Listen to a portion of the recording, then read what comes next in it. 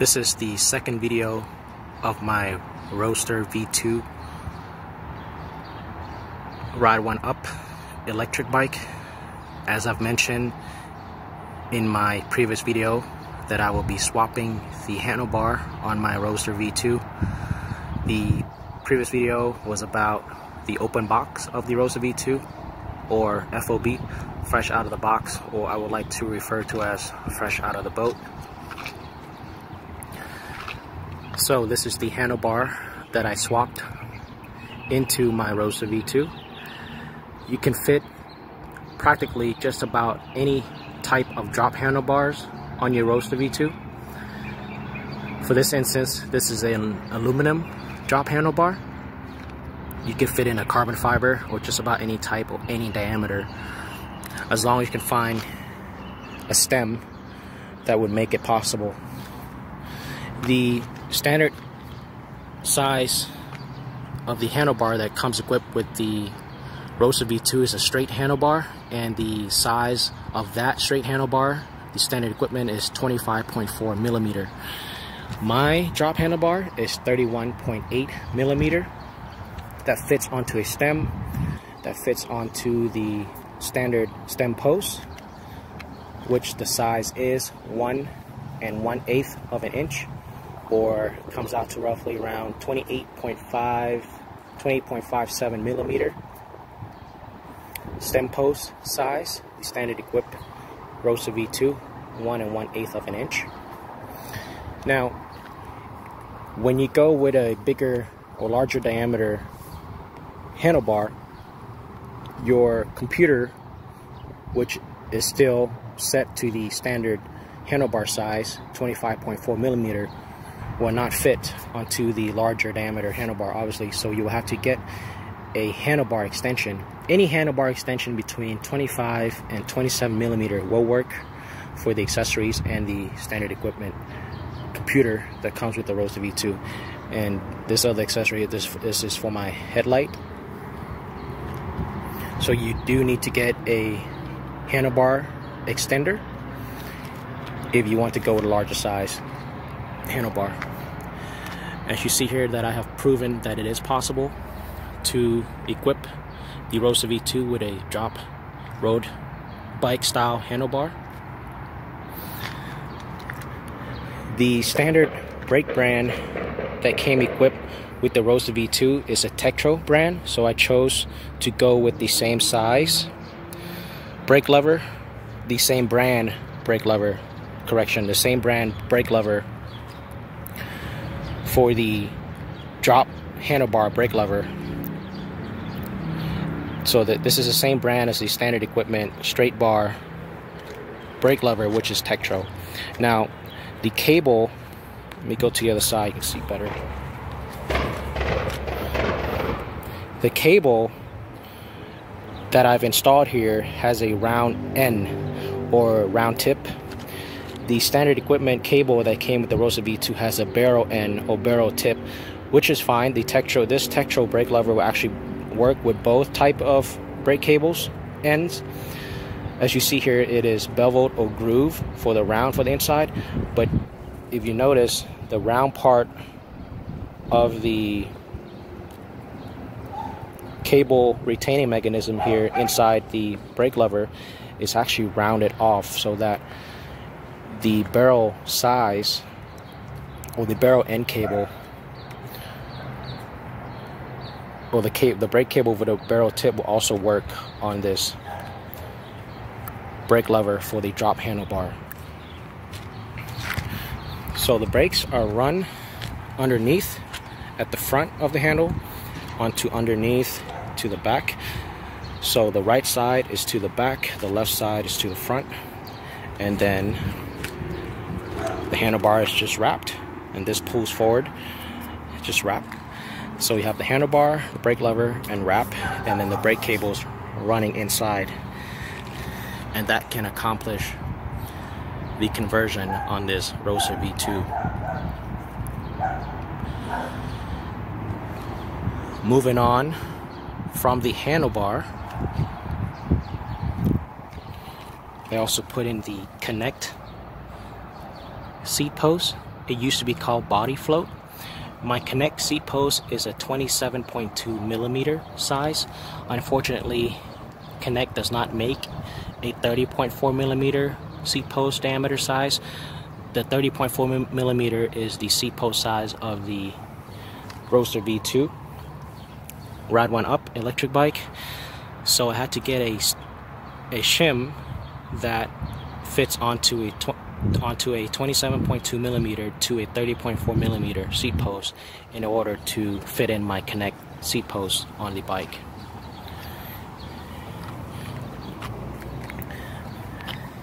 The other equipment item that I've also replaced is the tire,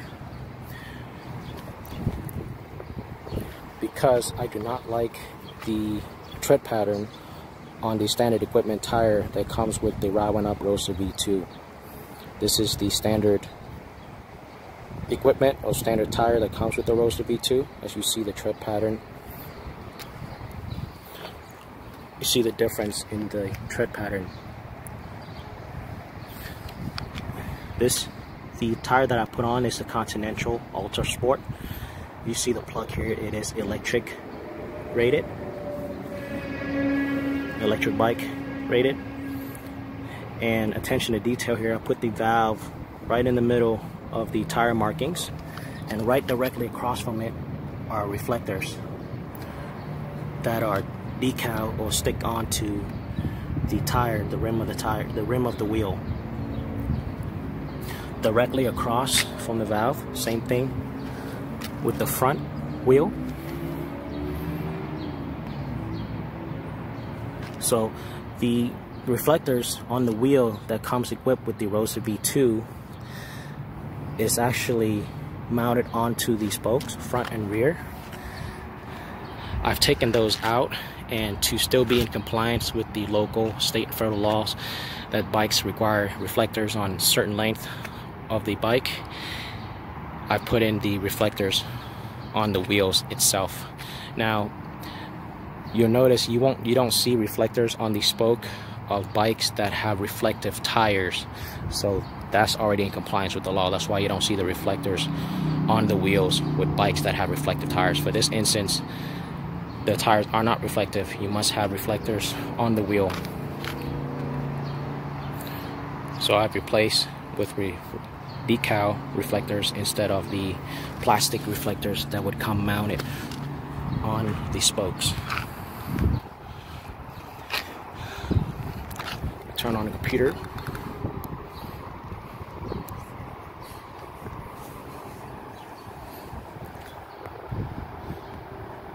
I see I have 44.6 miles on my Roadster V2, and the top speed that I've been on with it is 28.5 miles per hour.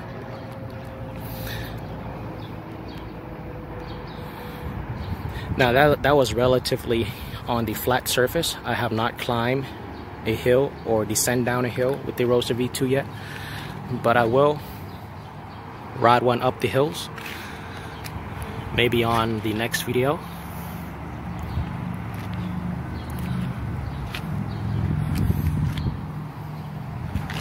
The only problem that I've had with it so far was the belt. Now, I first thought it was the bearings in the crank, because that's exactly what it sounded like, a bad falling apart bearing. But it's what it turns out to actually be is that when I took it home and I loosened the back wheel bolts and taken out the belt and I spin everything and it doesn't make any noise, the bearing was still good. It turns out to be the belt grinding on this groove. When it's too tight, it will actually make a noise like a bad wheel bearing. So that's what I discovered. So make sure you don't over tighten the belt, so you won't get that noise when you are riding your bike at speeds. But besides that, I haven't had any problems with the Roadster V2. It is a great bike for the price. It is a bargain. You will not find a sub $1,000 bike with a electric road bike with a drop handlebar.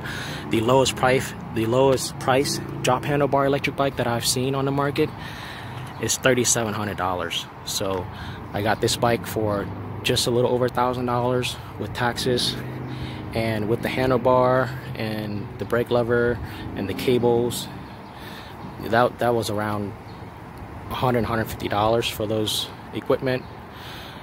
And then the Connect seat post was around $250, and the 2 tires cost me around $80. So just under $1,500 I was able to build my own electric road bike, which is unreal. If you go out there and try to find a complete electric road bike with drop handlebars ready to go, you're not gonna find it anything less than $1,500, or anything that will reach the speed of the promised 24 miles per hour. Now, the thing with that, I would like to mention, although it says it is a class 3 or level 3 electric bike, but to me really, if I own a class 3 electric bike, but another bike, but to me the Roadster V2 feels more like a class 1 electric bike. Now, not to downgrade Roadster V2, I understand why they said it's class 3, because it says it's pedal assist up to 24 miles per hour, but a class 1 is pedal assist up to 20 miles per hour. Now, the reason I said it feels more like a class 1 electric bike is because when I have it on the highest setting, which is setting number 5, maximum pedal assist level 5, and I pedal on a flat surface, really the motor starts to bog down at about 22 miles per hour. You really have to pedal really hard to reach 24 miles per hour, where the gears maxes out.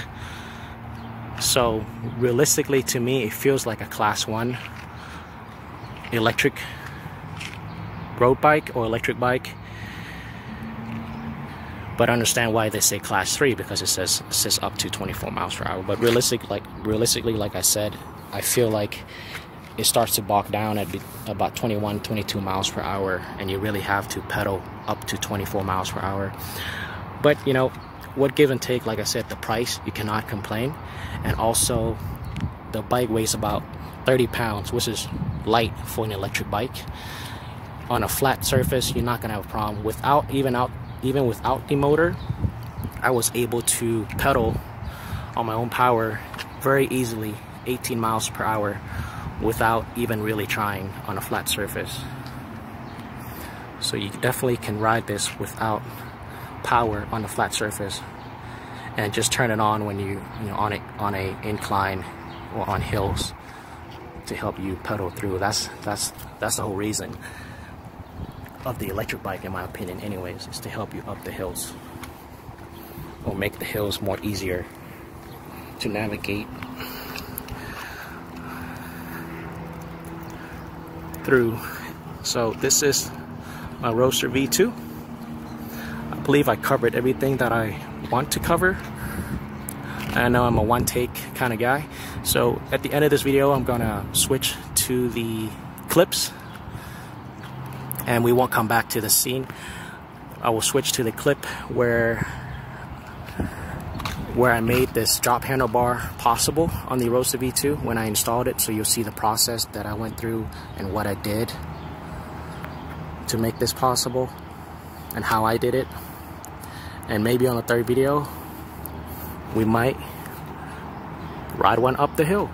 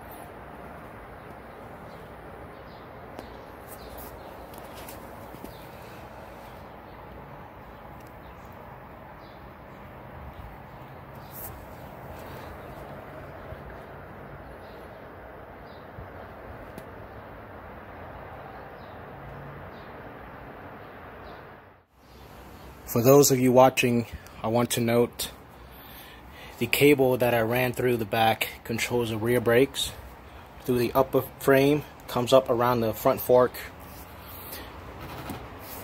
and it goes to the right side lever. Facing the front, the right side lever controls the rear brakes. That's the correct configuration. The left controls the front brakes. I want to note that when you're doing this to your bike, that's the correct configuration.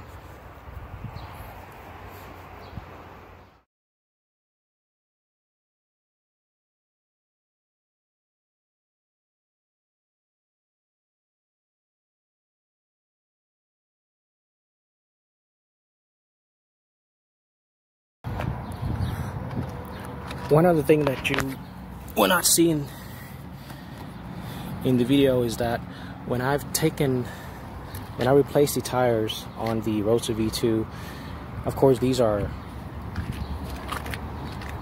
tube tires, not tubeless tires. I think it is a good idea to lubricate the tube with a tire gel, just because with it not lubricated, the tube not lubricated, when it's dry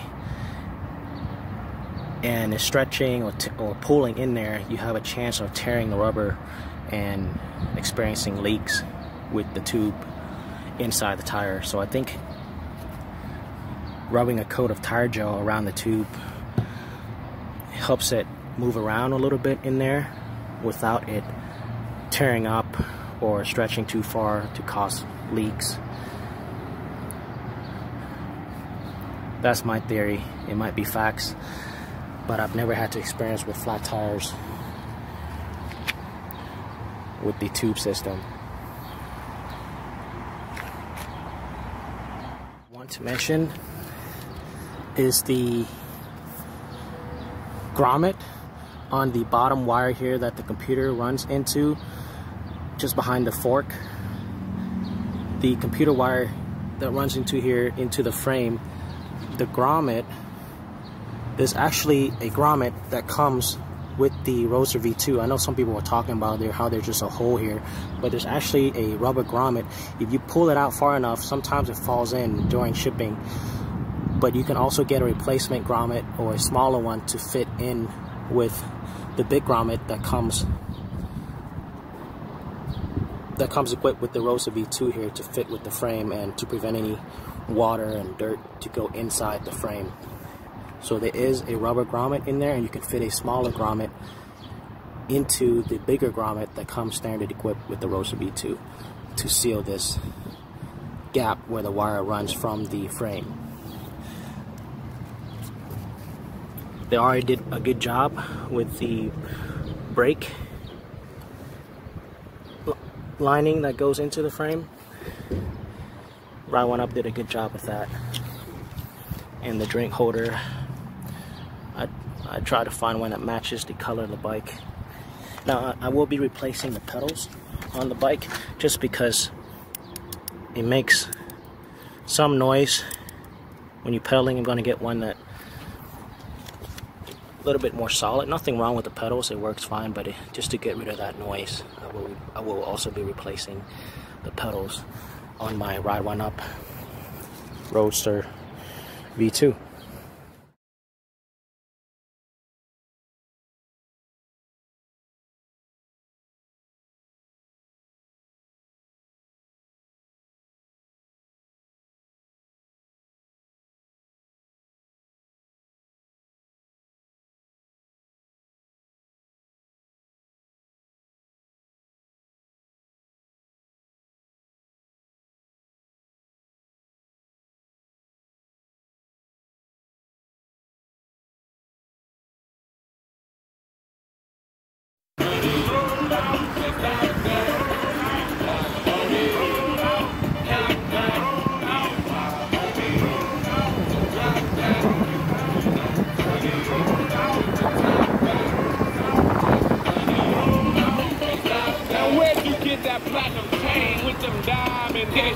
Where'd you get that magnum ends with them windows? Who them girls you be with when you be riding? Man, I ain't got nothing to prove. I paid my dues, breaking the rules and stay fools while I'm taking